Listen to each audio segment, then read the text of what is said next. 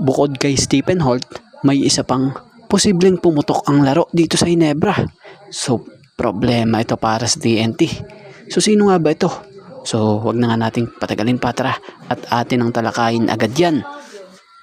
So, hindi man nakuha ng Ginebra ang panalo sa Game 2 Finals ng PBA, malaki ang ambag na ibinigay ng kanilang bench unit upang maibalik at makaidikit nga ang laban sa mga critical na sandali ng laro.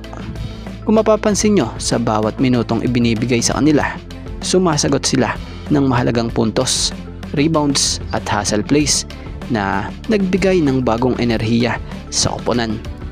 Mula sa malayong agwat, nagawa nilang buhayin muli ang pag-asa ng Ginebra at gawing dikit ang laban hanggang sa huling yugto.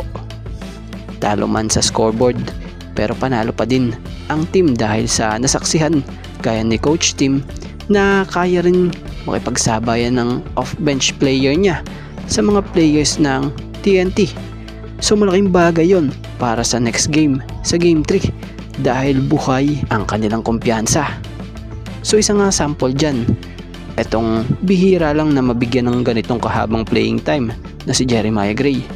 Kung mapapansin nyo noon sobrang limitado ng minuto nito sa Jeans at pasundot-sundot lang, pero nitong Game 2 sinubukan na si Gray na mabigyan ng mahaba-habang minuto sa second half lalo. So maganda nga po ang pinakita nitong si Gray sa Game 2. Actually, kahit Game 1 maganda na din So napakaganda na nangyayaring ito kay Gray dahil sa unti-unti na niya naibabalik yung ritmo niya o rhythm. Kita mo sa kanya sa larong ito yung kumpiyansa niya sa sarili talagang nagbalik.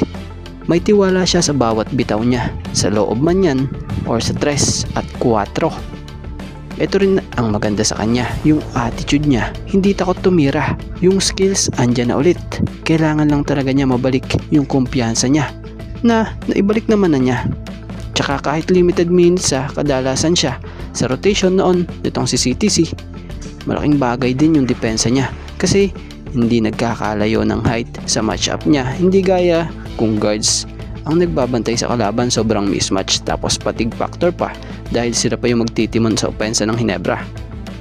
Kaya naman kung nakita na nating binigyan na ni Coach Tim Cone ng mahaba-habang playing time itong si Maya sa Game 2 kung saan nakatulong pa siya sa team gaya ng 13 points, 3 rebounds na meron pang 5 of 9 sa kanyang field goal shooting, asahan na sa Game 3 na mas gagamitin na ito lalo't nakuha na ni Gray muli yung kanyang rhythm.